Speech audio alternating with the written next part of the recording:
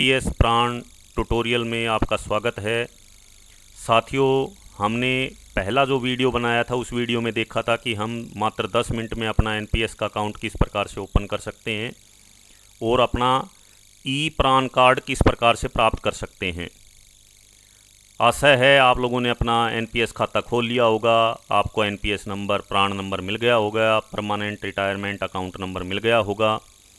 अब उसके बाद आप लोगों ने क्या काम करना है, जिसने एक बार बता देता हूं, जिसने पहला वीडियो नहीं देखा है तो मैं इसी वीडियो के डिस्क्रिप्शन में पहले वीडियो का लिंक डाल देता हूं, वहां से देखकर आप अपना एनपीएस खाता खोल सकते हैं।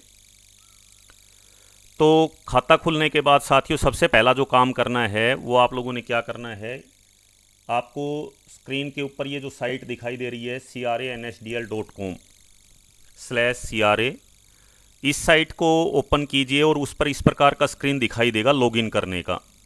तो सबसे पहला जो काम आप लोगों ने करना है वो करना है रीसेट पासवर्ड। आप लोगों ने अपना पासवर्ड बनाना है, क्योंकि अभी आपका एनपीएस का खाता खुला है। तो कैसे बनाना है देखिएगा, आप इसके ऊपर जाइए, सब्सक्राइबर जो है, नोडल ऑफिसर के वाले पे नहीं, सब्सक्राइबर पर आप जाएंगे, रीसेट पासवर्ड के ऊपर आप करेंगे। इस पे भी दो ऑप्शन आएंगे, सीक्रेट क्वेश्चन उस समय आपने बनाया होगा वो यदि याद है तो ठीक है, वरना ये इंस्टेंट वाला बढ़िया तरीका होता है, इसके ऊपर आप क्लिक कीजिए। यहाँ क्लिक करने के बाद आप जनरेट ओटीपी पे करेंगे, यहाँ क्लिक करेंगे, यहाँ प्राण नंबर डालेंगे, यहाँ डेट ऑफ बर्थ डालेंगे, एसएमएस पे क्लिक कर दिया आपने। यहाँ कोई भी पासवर्ड जो आप बनाना चाहते हैं साथियों, वो पासवर्ड यहाँ पर बनाकर और कैप्चा डाल देंगे, जैसे यहाँ पर ये कैप्चा डाल देंगे और सबमिट कर देंगे। तो सबमिट करते के साथ ही आप लोगों के सामने एक ओटीपी, जो आपने रजिस्टर्ड मोबाइल नंबर था उस पर एक ओटीपी आएगा। वो ओटीपी डाल के जो ही आप एंटर करेंगे तो आपका पासवर्ड बन जाएगा। तो ये है सबसे पहले आपका पासवर्ड बनाने का तरीका। इस प्रकार से जो पासवर्ड बनाया है उस पासवर्ड से फिर हम लॉगिन करेंगे। तो लॉगिन करने के लिए उसी प्रकार से होम स्क्रीन पर चले जाएंगे, वेबसाइट जो हमने शुरू में की थी। ये देखिए, ये जो स्क्रीन है, इस स्क्रीन के ऊपर हम आ गए हैं। तो यहाँ पर आप लोगों ने यूज़र आईडी यानी कि आपके प्राण का नंबर डालना है, पासवर्ड जो आपने अभी बनाया है वो डालना है और एंटर कैप्चा, जैसे 18+1 जो दे रखा है 19, और ये करके हम सबमिट कर देंगे। तो सबमिट करते ही आपके सामने इस प्रकार का स्क्रीन दिखाई देगा। यहाँ से आप अपना सारा का सारा बाद तक लाइफ टाइम आप अपना एनपीएस के पूरा रिकॉर्ड यहाँ से चेक कर सकते हैं, कितना पैसा है, कितना जमा होने लग रहा है, वो सारी चीज़ें आप यहाँ से कर सकते हैं। वो बातें हम बाद में बताएंगे। अब देखिए हमने जो काम करना है, क्या काम करना है कि हमारा जो एनपीएस का खाता है वो हमने एक से दूसरे पर शिफ्ट करना है।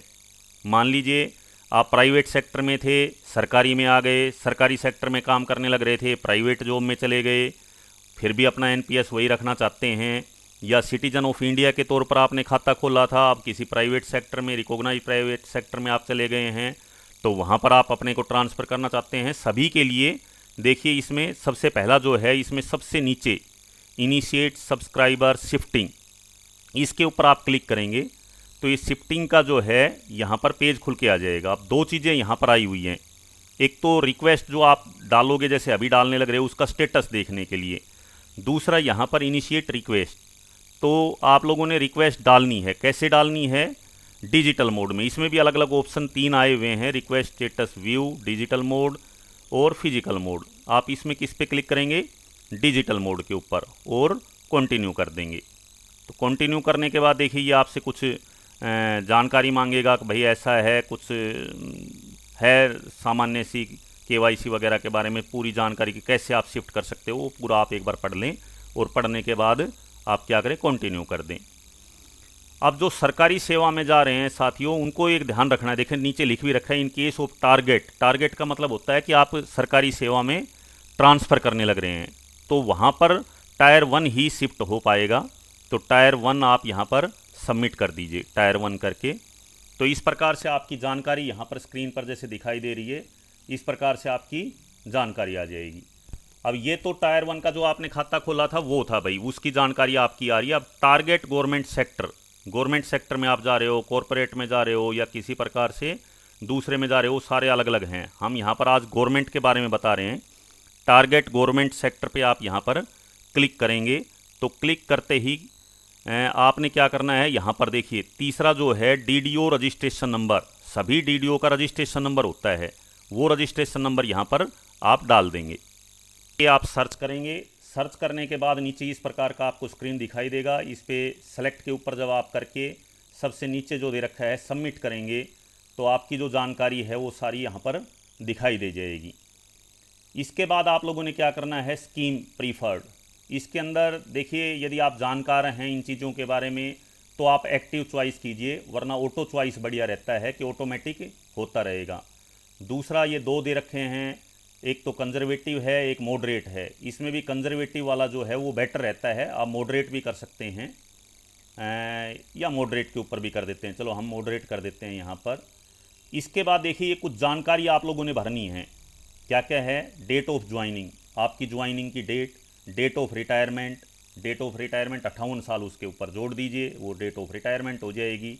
आपका MIS भी जब आप ओपन करते हैं तो वहाँ पर भी आपकी डेट ऑफ रिटायरमेंट लिखी रहती है, सबसे ऊपर ही ओपन करते के साथ ही वो डेट यहाँ पर डालनी है।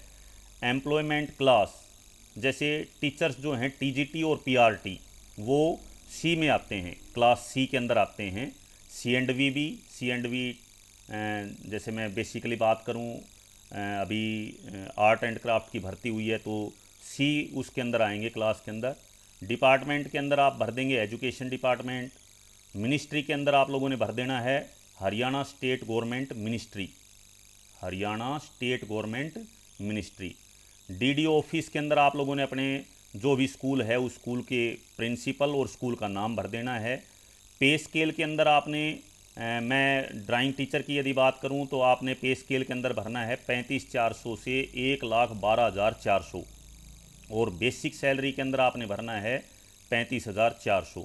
ये सभी एम्प्लॉयज़ को, यहाँ पर जैसे मैं ड्राइंग टीचर की बात कर रहा हूँ, आप किसी और का जो भी आपकी बेसिक पे या पे स्केल है वो आप अपना, बस ये चीज़ें आपने करनी है।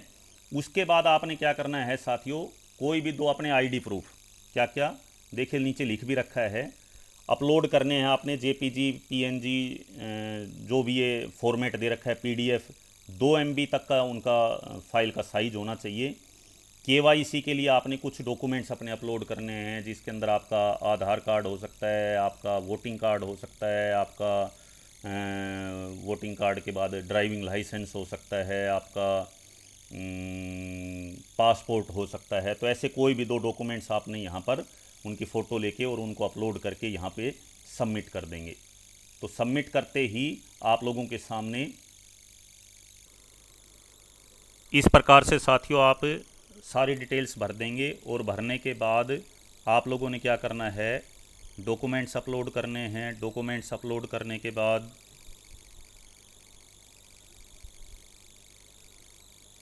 देखिए अपलोड कीजिए, डॉक्यूमेंट्स अपलोड हो गए और उसके बाद सबमिट का बटन दबा देना है आपने। तो सबमिट का बटन दबाने के बाद आपका जो ये जानकारी है ये सारी सबमिट हो गई है। ये देखिए ये आ गया है, इसको कंफर्म कर देंगे, एक बार दिखाएगा कि भाई कोई गलती तो नहीं है, आप अपनी एक बार चेक कर लें। इसके बाद आप इसको कंफर्म कर देंगे।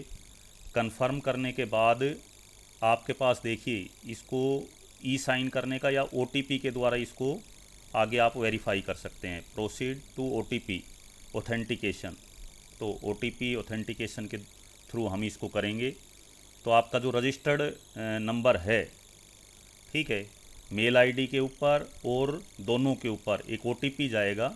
उस OTP को आपने यहाँ पर मेल ID का भी और मोबाइल नंबर का भी OTP यहाँ पर आपने डालना है और सबमिट OTP कर देना है। दोनों पे जो OTP आया है मोबाइल नंबर का और ईमेल ID का, ये दोनों OTP डाल के आप सबमिट OTP इसके ऊपर जब आप क्लिक करेंगे, देखिए गलत डल गया है शायद। OTP डालने के बाद देखिए आपके सामने स्क्रीन इस प्रकार का आ जाएगा।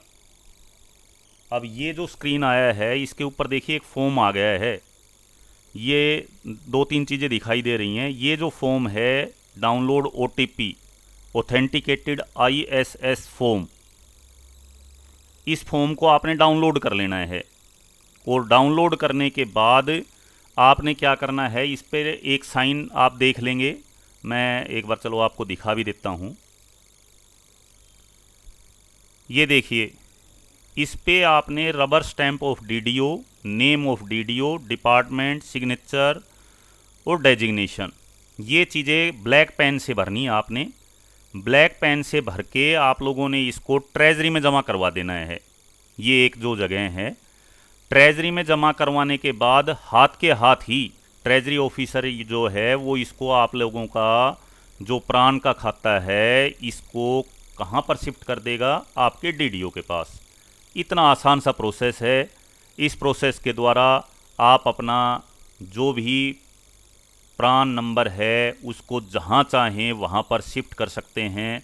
आशा है साथियों आपको वीडियो पसंद आया होगा, आपको पूरी जानकारी मिली होगी। फिर भी यदि आपको किसी प्रकार का कोई डाउट हो तो आप कमेंट कर सकते हैं, आपका जवाब ज़रूर दिया जाएगा। आपसे रिक्वेस्ट है कि यदि